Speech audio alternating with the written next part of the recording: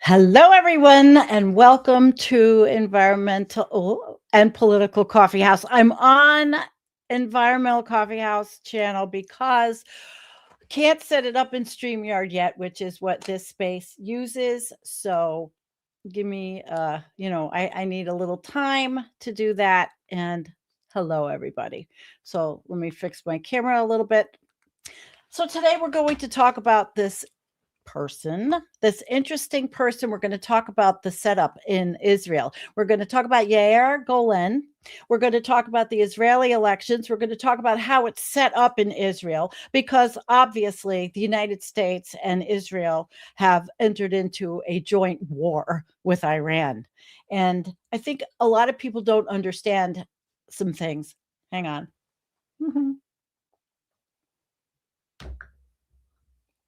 And a sip of my coffee.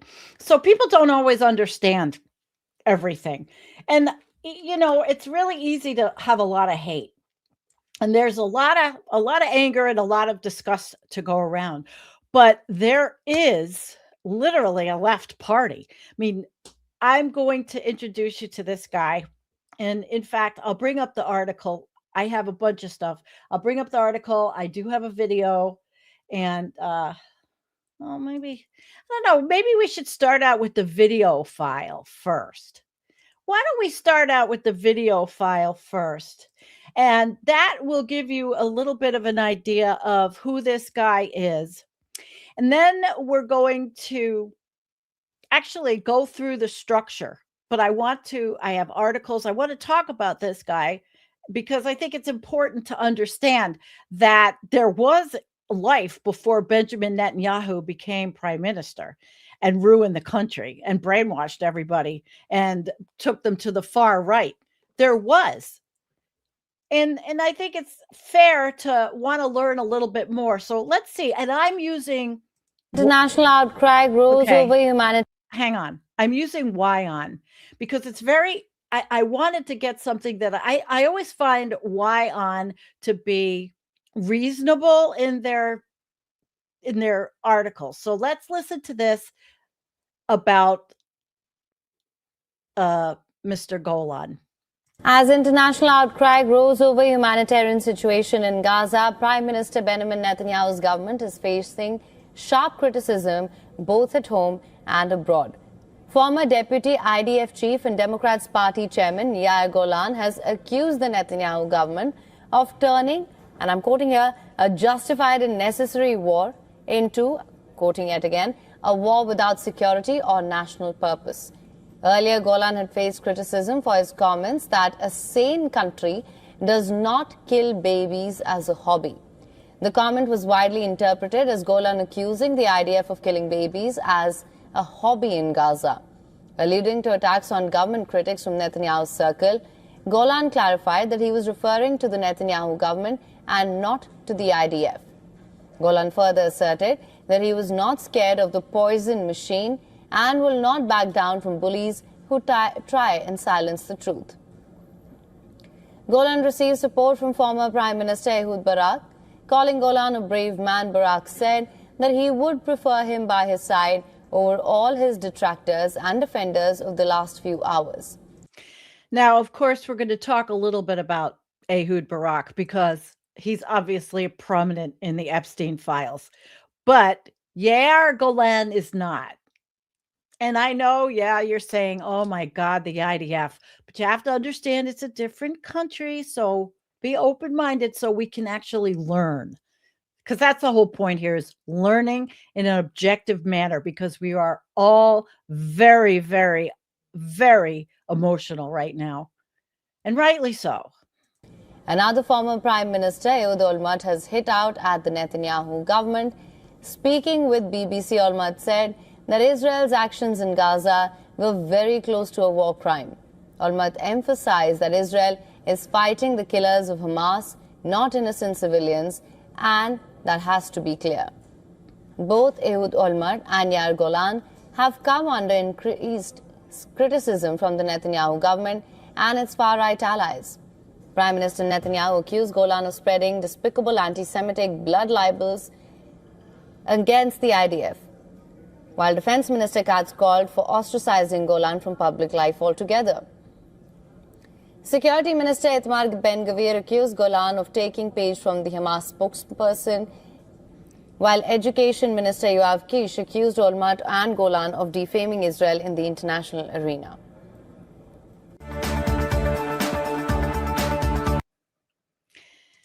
So it's like the same shit, different country. Everybody accusing everybody. But this guy, Yair, his background, and I'll tell you, his background was he was an Israeli Reserve Major General.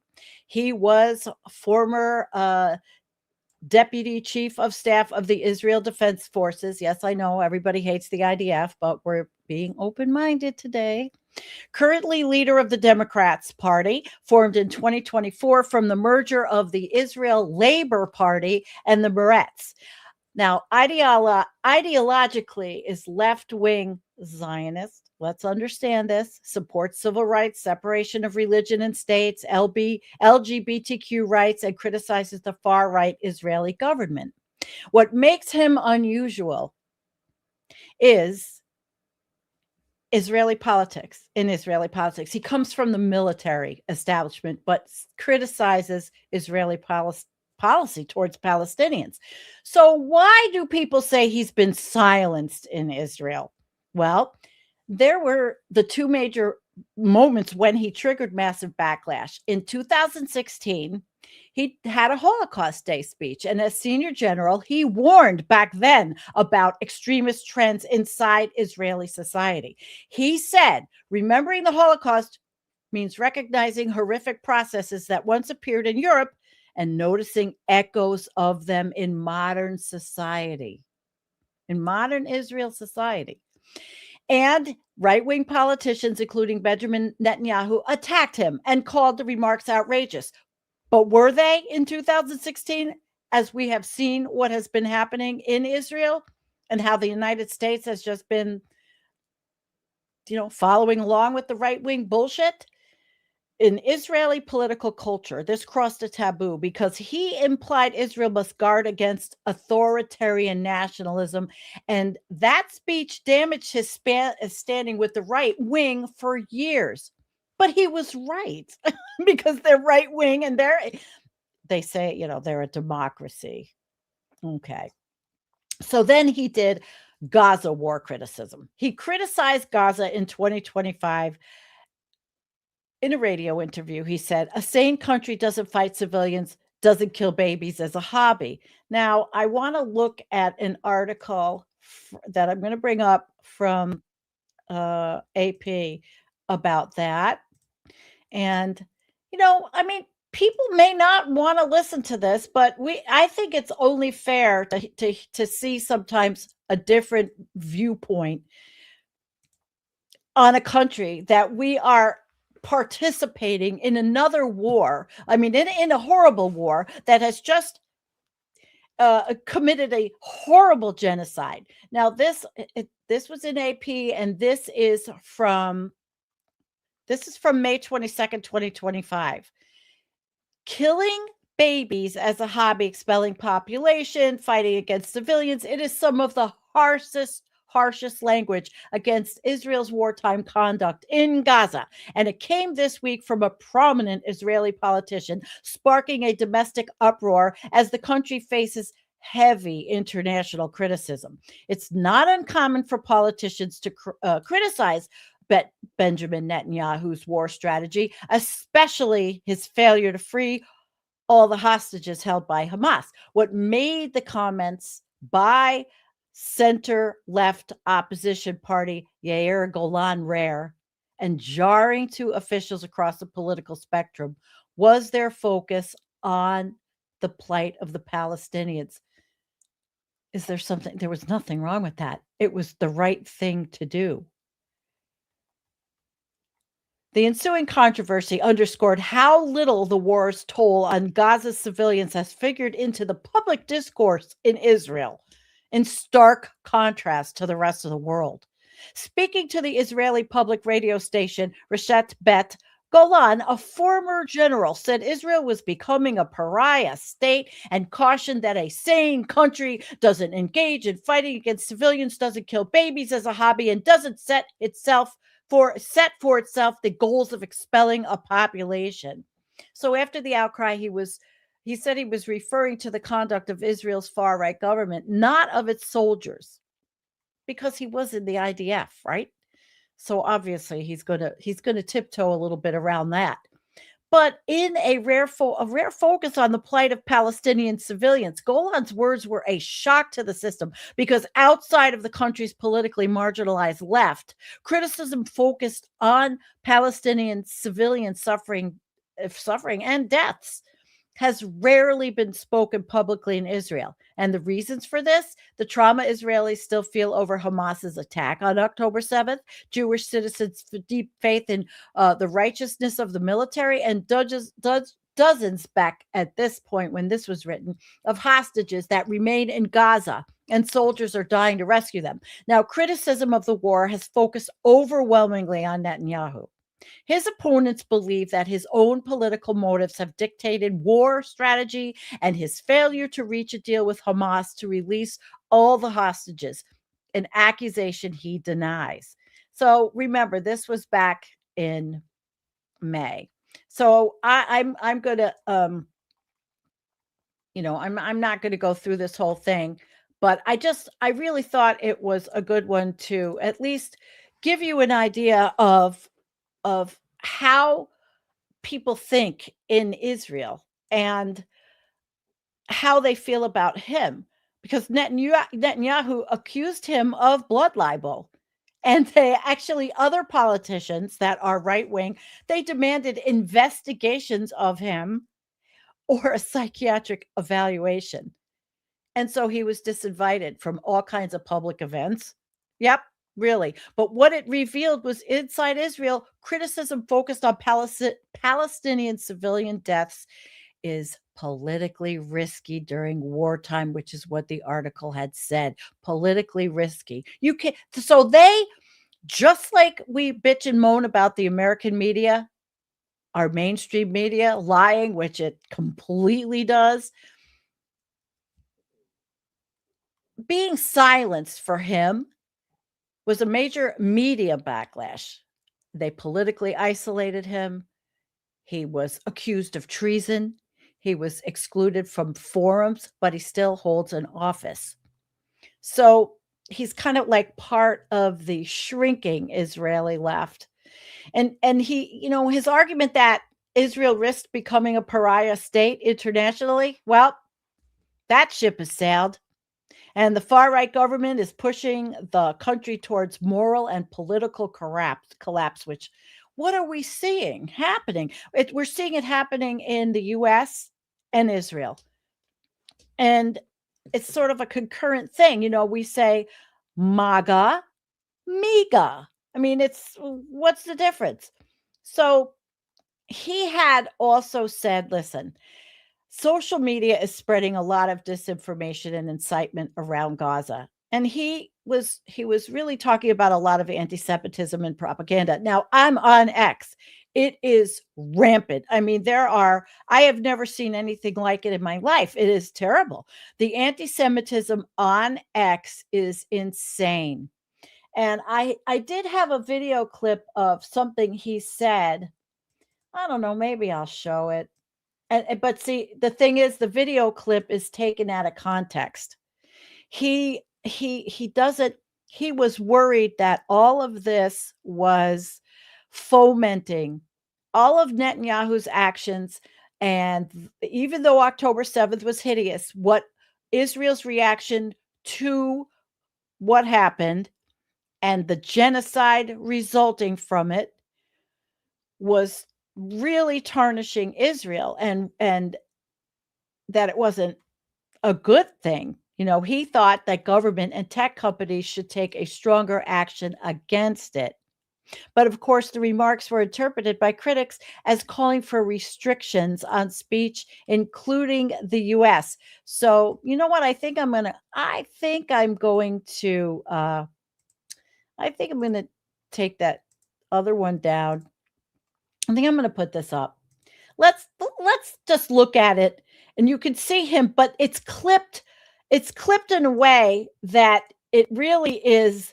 Um, it sounds bad. And on X, where I got it, of course, people are using it in a bad way. But if you put yourself, so you have to get out of yourself when you research things like I do, to be objective. Now, I have a lot of gut reaction. I have a lot of anger. I'm very, very angry at what's happening. And when you look at things in a research way, you've got to try to put yourself in the other person's viewpoint or worldview to understand what they are saying. He knew what was happening. He saw what was happening by Netanyahu's actions and by Israel's actions itself in the, making it an open air prison. He was for a two-state solution, but he's also very supportive of the Arabs sitting with Israel in their Knesset, which they did. So let's look at this. It's only a clip, and but understand it's being taken The next thing out of we proportion. will do, is to put restriction on the social media in a way that not allowed to make brutal propaganda in the social media. Because this is a worldwide problem, and it should be initiated by the United States of America, the place where all the big firms is settled. Facebook and X and all the rest. This is a major problem for democracy all over the globe. And we need to treat it seriously. We can do it. Okay.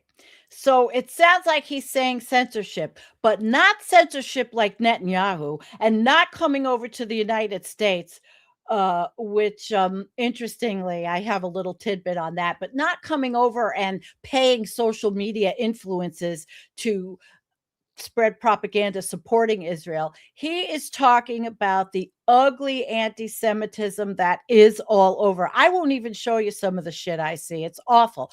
But Israel has brought this on themselves. And this guy saw it happening. He watched it happening. And so there's really no formal policy proposed by him to censor American social media at all. His comments were regarding again, misinformation and incitement, not shutting down any kind of political speech. But of course, the critics say it's censorship. The critics. Moderation. Supporters say it's moderation of hate and propaganda, which we used to have in the United States. We used to not be as hateful and all over. I never saw everything, the stuff I've seen. The hatred of Muslims, the anti-Semitism. It's hatred all over. It goes around. Hatred of immigrants, hatred of illegals, all the shit they say. So what I am doing is educating you on just this little part of the atmosphere here, and it matters. Golan is a contradiction right now in Israeli politics because he's an Israeli military insider, and he was a top general in the IDF. But he warns about Israel drifting towards a permanent occupation. And look at what we're seeing in Gaza. We're seeing a genocide. We're seeing it flattened. In fact, let me just give you, and this is what he was warning about. I'm going to bring up this picture. This is exactly what he was warning about. Okay? So let me leave this up while I give you a little bit more in my notes, because he said permanent occupation, far-right nationalism, international isolation, every goddamn thing that's happened to that country. And so that combo makes him threatening to the right in Israel, and especially because it's from a former general there. So he became controversial. He's very controversial.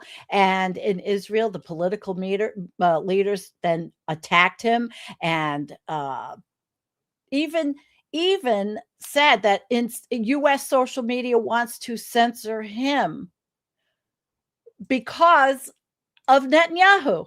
But this is what happened, and this is what he was warning about. So there were people trying. There were people trying to counter the narrative in Israel. So it's not all Netanyahu all the time, but it happened because of propaganda. You see, in Israel, the propaganda is very, very strong. And I had another note I picked up on what happens there with propaganda. And see, in the state of Israel now, they run organized messaging systems, which are specifically designed to shape public opinion domestically and internationally. And it is propaganda. And that's why the Israelis are so propagandized, like my friend from Israel who thinks that Iran should be bombed off the face of the planet into oblivion. And it is not, like some supporters will say, well, it's public diplomacy or it's a national security mechanism, but it's not. So they call it hasbara, state messaging. And it's important to understand it's a Hebrew term meaning explanation. The Israeli government coordinates the messaging through the Prime Minister's office and the Foreign Ministry. Messaging aims to justify Israeli policy decisions and military actions. Government officials and diplomats are trained to repeat specific framing points. So a lot of their themes are Israel is a small state defending himself, and these conflicts are they're framed as counterterrorism narratives, and the emphasis on threats from groups like Hamas or states like Iran. And look where we are now. Look where we are now. And the message often minimized Palestinian suffering completely. And they also have a military censorship system also. And we're moving there in the United States, folks. The Israeli military censor can block publication of information related to national security, which probably is pretty loosely identified. Israeli media outlets are legally required to submit certain stories for review. And they say, oh, it's because of operational security. But you know what? It limits public scrutiny of the military actions in Israel. And so they had a more diverse media environment.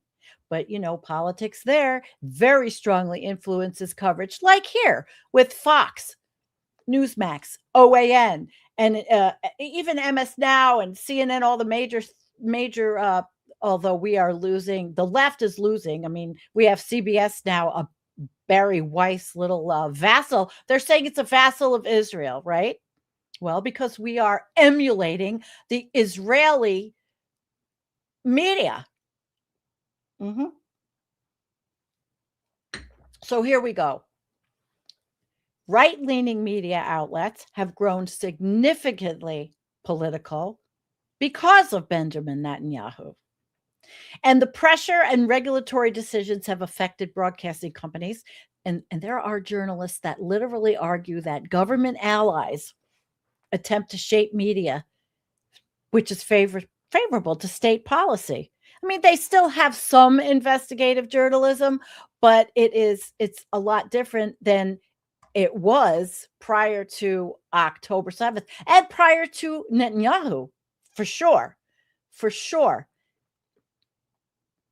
But, and they're polarized, just like the United States. Absolutely. And then in education, in schools, they have emphasis on the history of anti-Semitism in Europe, the Holocaust, the creation of Israel in 1948, and security threats. So they teach the kids, which I don't think is inherently horrible because it's all true and it all happened.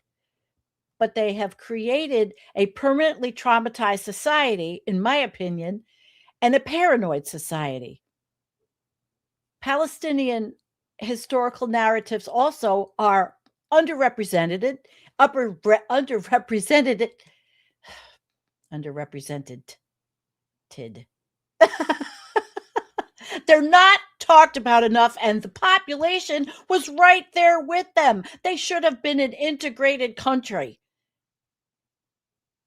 with voting rights for all. It should have been a one-state solution with everybody living peacefully and everybody having an equal voice, because the two-state solution obviously did not work.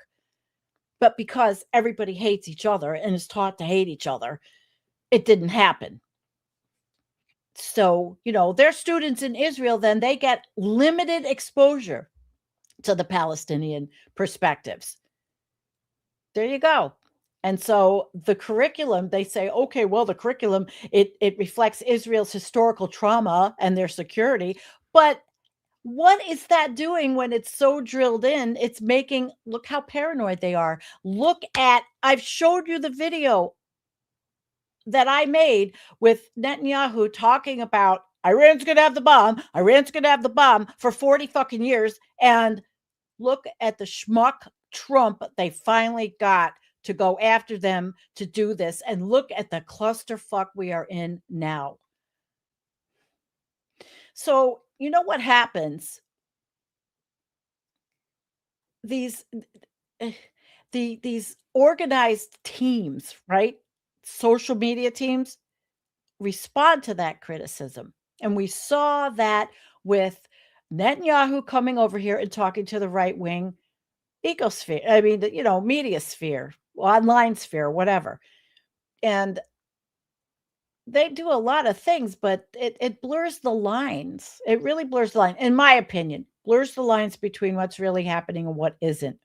And now they are on their TV. They will see frequent briefings from the Israeli military, probably lying, just like ours, just like Pete Hegseth and Caroline Levitt. She's the biggest liar ever. Frequent briefings, distributing combat footage. But they're not showing what we saw on social media from the Palestinians and from the other Middle Eastern countries. So they downplay what happened in Gaza and Lebanon. Lebanon's been in the play, and now they're bombing Lebanon. Yeah. But, you have to remember they have competitive elections, but I'm going to talk about that. They have a pluralistic media to a degree. They're not totally authoritarian yet. And the government narrative still can be contested. There can be contestations by journalists and academics and civil society groups. But you see what happened to the guy I'm talking about, Mr. Golan. So really, it is, we're using the same shit, the same stuff on these TVs. United States, we are talking about we're winning and we're getting them and we're killing Iran, and Russia's the same thing for Russians. We're gonna take Ukraine, and even in China, they do the same thing with domestic information control. So it's really definitely something else. So now you understand a little bit more about what's happening there. And I want to come back, and I want to talk a little bit about their politics. And I have another website that I think is very interesting. And we're going to look at how they are set up. And so we can learn a little something today. Like I said, this is a lesson. We need to learn, because very often people are so quick to scream and yell and spout out things without understanding. And it's not that I'm telling you have to love Israel or love what they're doing. The people are just like MAGA, only they're MEGA, by Netanyahu, by all the bullshit, by the disinformation and misinformation. And this man was, Yair Golan was really trying very hard to stop it and to show Israelis where they were going, the path they went, and they went down it. And Netanyahu is a criminal and they elected him. And Trump is a criminal and they elected him. So they have, we'll look at this. They have what is a parliamentary system, which actually would really be great in the United States. It would be so much better than the two-party system. And they have a prime minister. So it's not, but it's called proportional representation. Israel's election system is a proportional representation system in which parties are rewarded the number of seats proportional to the number of votes it receives. The system uses a closed list in which voters vote for a party as opposed to specific candidates running within any party. Some parties use a primary to determine their lists, while others announce their lists. There are also no constituencies where an elected representative serves a particular region. Now, of course, you have to realize Israel is tiny, 10 million people. So it's a lot different than the United States, obviously. They have many parties. And that is because of their political, cultural, and religious and ethnic diversity. So one votes for the party and not a person directly. While the parties themselves can shift in names and technical designations, parties can generally be broken down into the left, right, center, or representing certain minority groups such as Haredi Jews or Israeli Palestinians. For example, the Likud party, which is the party, of Prime Minister Benjamin Netanyahu, has been known as Herul and Mahal at different points in Israeli history. Now, in order for a party to receive any seats, they must pass the electoral threshold of 3.25%. If a party does not meet the threshold, they may align with another party, and the alliance as a whole must meet the electoral threshold. Now, you guys out there, do you see how that actually could be a better way for the United States? And could it ever happen? Not the way it is now. So, because they have a multi-party system, the Knesset is made up of coalition governments, as no party has ever won a majority, 61 of the 120 seats. And I'm going to show you a breakdown in another thing I have here.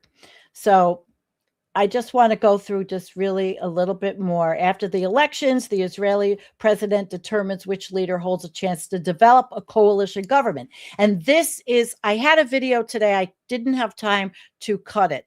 I did not have time to cut it and edit it. But this, he was saying, Mr. Golan was saying that this coalition government now has to go. They have to go. And that if the United States citizens were smart, they would learn about what's happening in Israel. If they hate what's going on, that they should learn about the way the electoral politics in Israel goes so they can be educated in speaking about how to get rid of Netanyahu. But the elections are in October, and now we're in a war with them against Iran. So that might change everything, and I'll talk about that after I finish this. So generally, the leader of the party receiving the most seats, but it's not always the case. So there you go. In early elections, Israeli law requires that elections take place every 4 years following the previous election, but governments generally do not serve an entire term in Israel. Early elections can be called in a number of ways, and that's another thing Mr. Golan was saying. But governments, they don't do that all the time. And they need a majority vote by the Knesset members. That's like our Congress, the Knesset. Just think of that, right? Okay. And then also, if a budget isn't passed, and that's happened, especially with Netanyahu, the Knesset goes to early elections. So now what I'm going to do is go back, and I'm going to take this down because I have I want to show you another screen because I'm teaching. I'm a teacher today. You're in school. You are in school, and I want to show you the election year. No, that's not it. Wait a minute. Hang on. I have, where is it? Where is it? No, that's not it. Hang on. I think I lost. Oh, tell me I lost what I wanted to show you. I had, I lost the breakdown. It was, see, it's hard. I'm sorry. Just give me a second because I really would like to find it, but oh, what the hell? Give me a second. I'm going to look it up. I can edit this when I download it. Breakdown of, and I hope you're learning something. Breakdown of the Israeli government. Let's see. I can't believe that I lost it. I cannot believe I lost it. It was a very important. I don't know if this is the one. Hang on. No, that's not the one. Damn it. Sorry, I'm talking out loud, but think about this, though. I want you to talk amongst yourself to think about this and what happens in another country, right? I'm really pissed. I don't have it. And I'm just wondering, well, I mean, as you know, it's a proportional system, but I don't have it. And that is very, very strange. Let's see. One more thing I can do is look up under my stuff. If I do a search, it might still have my Israeli government Knesset. It might still have it highlighted. Oh, well, if I can't find it, I'll find the link. It was really good, and I'm really, really sorry that I don't have it. I'm very disappointed, actually.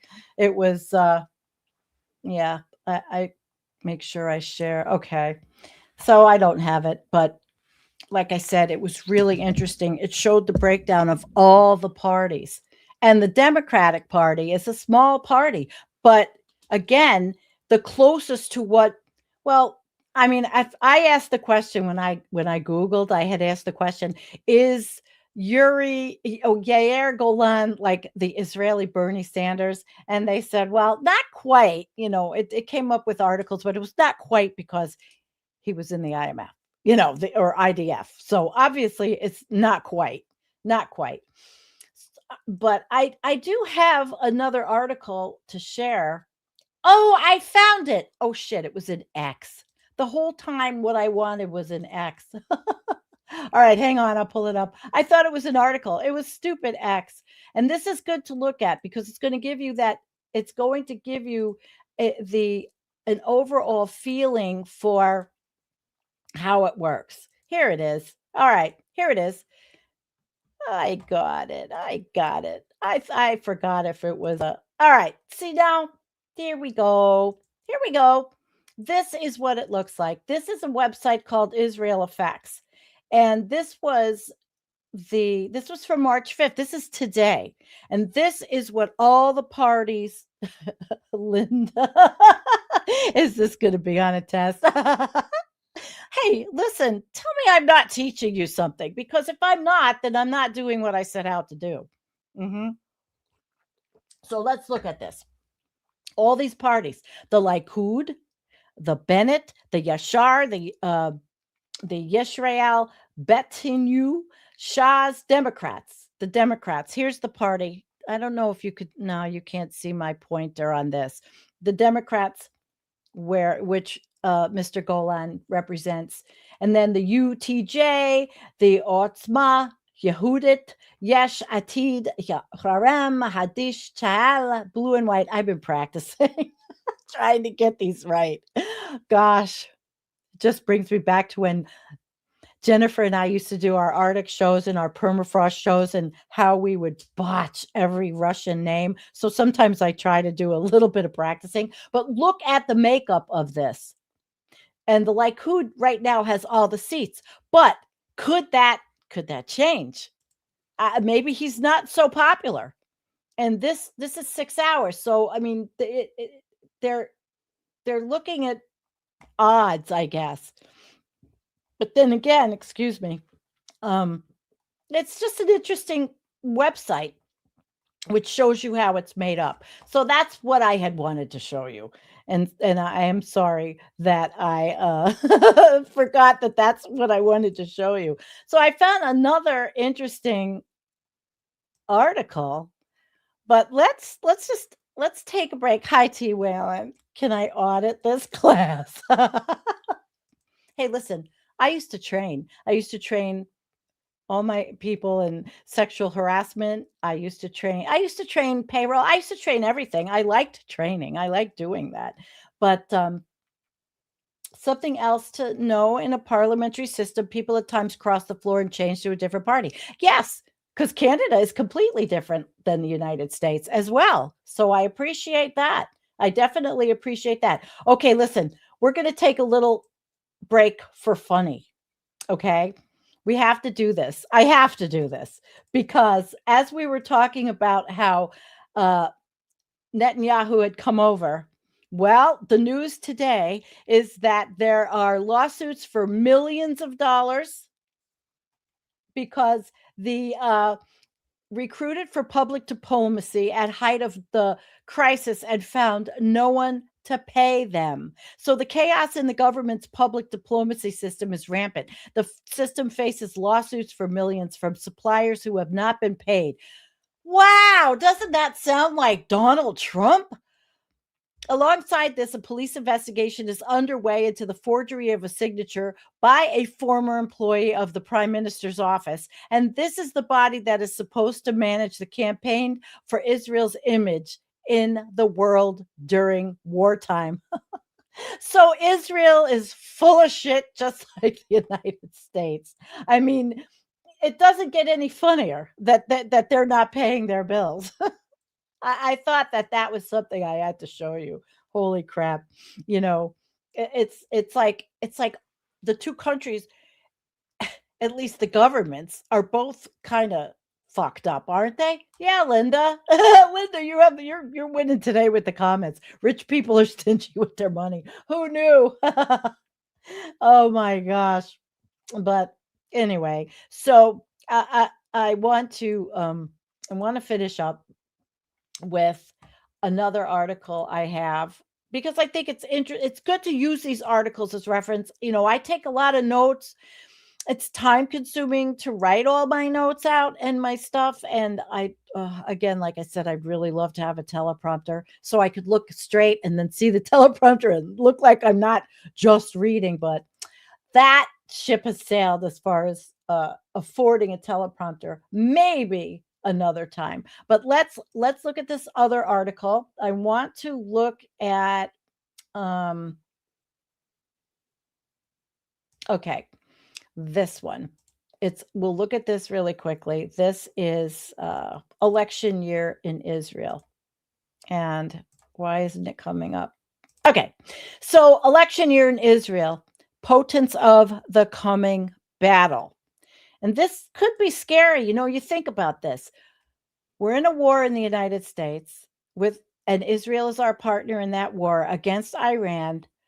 Now we're hearing from the Trump administration that it could take 6 months, maybe. I mean, longer.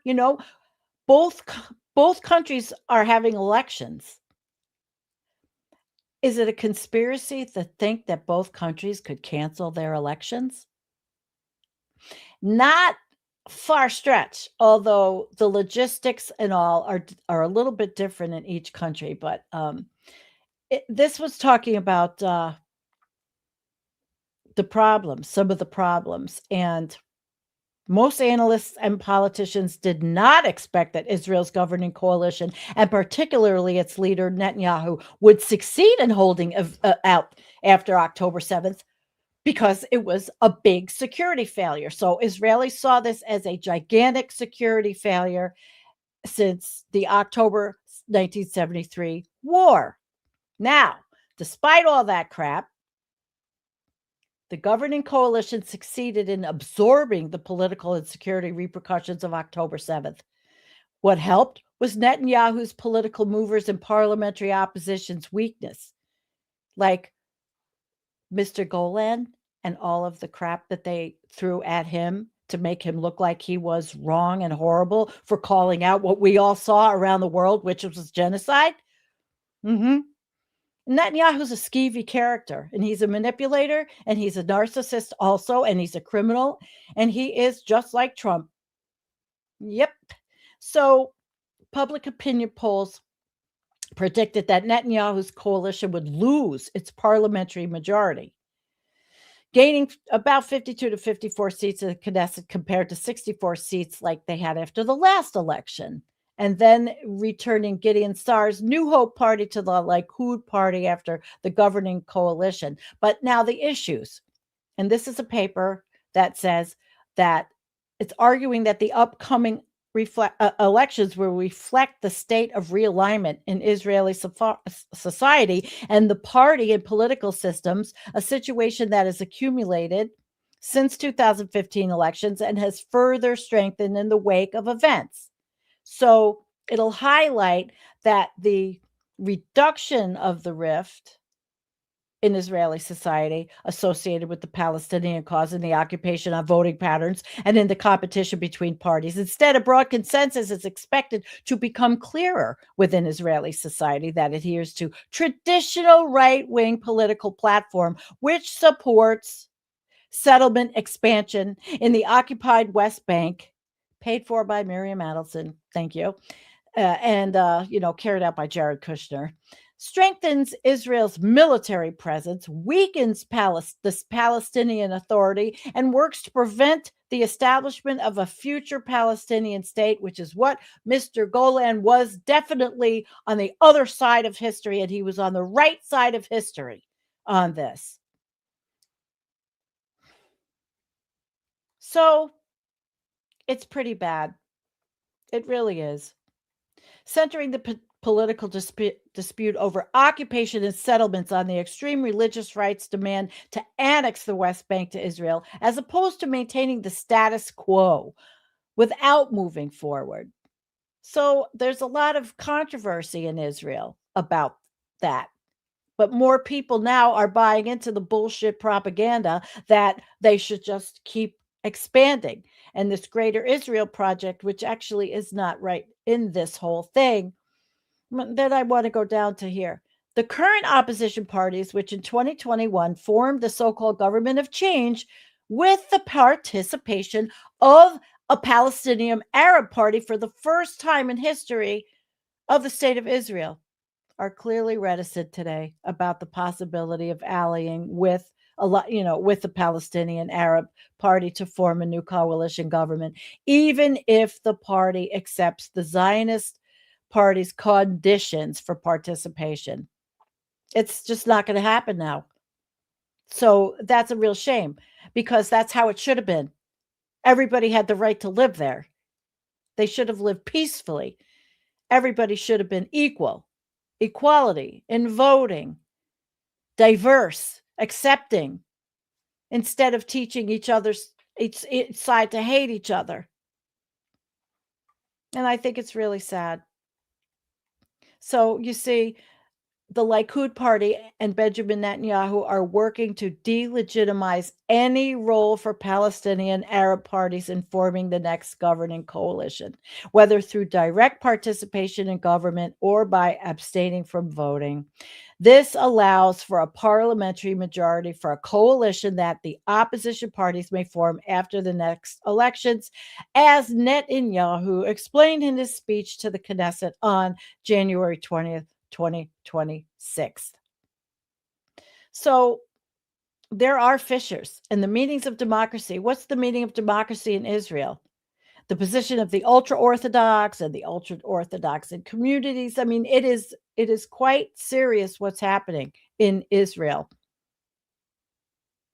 And I'm not sure that the Israelis have the will to get rid of this guy. And especially with the fact that, again, it's a war. It's a war. And this whole thing in the United States, well, it's bringing conservative dissent, right? It's fracturing the GOP. We've seen it. We've seen Marjorie Taylor Greene leave over this. Tucker Carlson. I mean, these are people we didn't like. Marjorie's had some decent takes, couple of them. We'll give her that. But this United States, the Iran war, and it's going to fundamentally reshape the politics in the Middle East.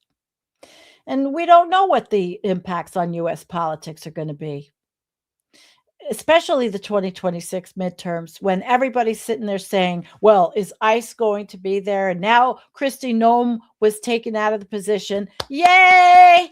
But Mark Wayne Mullen was put in, and he is, the one thing, he is an actual member of the Cherokee Nation.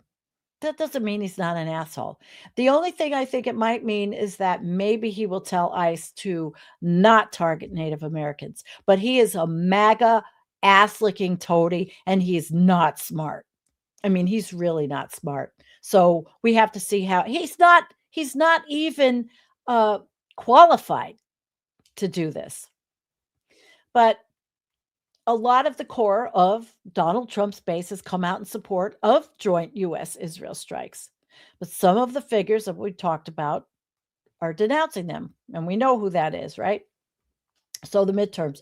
It's just tough because it's not a good time for inter-party division. Now, even where I live, there's Republicans that are not MAGA, there's a Republican named Jim King who's running against Nick Langworthy to try to primary him for the Republican congressional seat as a non-MAGA. And the seats for the Republicans here are high. I mean, it's 435 seats in the House of Representatives, and 3,500 seats will be on the ballot. Now, even though the Republicans control both chambers of Congress, the United States is disgusted. A lot of people, they're calling it Israel's war and MAGA dissent. Americans are not happy. You saw what happened with the Marine that went into the Senate Armed Services Committee and wanted to protest, and he gets thrown out and his arm broken, and that whatever he asshole from Montana who should never have done what he did. So I do think that there's going to be, oh man, just buckle in. It's going to be a shit show. It really is. It's pretty bad. I mean, that bastion of intelligence, Candace Owens, and she's made how many posts arguing that Israel goaded U.S. into battle? And a lot of people feel that way. And social media, forget it. Social media, it's, it's all over. It doesn't forget things. Look at Tulsi Gabbard. Remember Tulsi Gabbard 2019? No more regime change wars. And Vance said no more regime change wars. And Gabbard railed against the warmongers. Where's she at? So they're kind of fractured. So who knows? Who really knows what's going to happen? But I think I've done a good job at giving you an overview of what happens in Israel and what's going to happen, and how there are parallels to the United States in that our elections are all coming up within a couple of months or a month of each other. We're set up differently, obviously, right? We're set up differently, but it's going to be it's a shit show. Strap in, baby. But everybody should vote, Everybody should vote. More of the same old shit of say one thing to elect and then do another one time in the office like Fetterman. Yeah, I did a new video. I'm doing videos every day on the other channel, Political Coffee House. They're short videos. Please, everybody, help me. I need subscribers. I need to get the watch hours. I'm doing these videos. They're more political. I really wanted this on Political Coffee House today, but I think it's a good lesson for everybody to learn, because a lot of people are always spouting off without knowing how it actually works in that country. And while I'm trying to be objective here. It's not easy. It really isn't easy to be objective when we see what's happening, when we see, Jared Kushner and the Gaza Riviera and the leveling of Gaza and the killing of children and the bombing of a school in Iran and killing young girls, students, and now going into Lebanon and all the bombing and all. But I think that a lot of our military bases are getting taken out. We are not going to be welcome in the Middle East. I think that when all the dust and particulate matter settles, it's going to be a different world, because the United States has pretty much screwed itself by aligning with a genocidal country, a country that Mr. Yair Golan argued against, which is what I started with. Yair Golan, who said, please, I see this coming. And everything he said happened. And he's still holding out hope that maybe something can change in Israel. But United States citizens have to understand there really still is a left. As small as it is, and as much propaganda as Israelis have been living under. And I read to you, you understand. I told you how their media works, and a lot of things have to go through the government. Well, it's going to happen here too. There are very few places in the world that the United States will be welcome anymore. I live here. I'm not going to be able to leave. I'm staying. I'll probably sink with the ship. And here we are. Yeah. This is not a drill. I repeat, this is not a drill. Hey, Emerald View. Nice to see you. You missed the show. And sadly, Mark Carney, as far as I know, has not condemned the U.S.-Israel war. Well, he did say he took back his support. The Canadians in our audience can tell us. So, guys, the test is next week. No, it's not really. All right. Let me subscribe to This Space TV. Please go to Political Coffee House and subscribe. I need the subs. I need to monetize desperately. I don't want to complain. I don't want to whine about money. I don't want to do any of that, but I don't know what else I can do if I'm not standing and being a cashier. I wear a back brace to sit and do these things already. And This Space, okay, so This Space TV. Oh, and Friday night, I will be here on this show. I am going to be on Environmental Coffee House, and I am doing an Arctic update. There's new news. We're going to do an environmental show I'm going to include Venezuela and the partnership there to destroy the rest of that country with mining. And we're going to talk about the Arctic and a potential blue ocean event and the new research that's come out about sea level rise. So Friday night, 9 p.m. Eastern, is completely about what Environmental Coffee House is. We're going to talk about those things. And then Saturday, Antonio and I will be back. Sunday morning for Pajama Sunday on Environmental Coffee House. And next week, I'm going to continue putting out my short videos on Political Coffee House.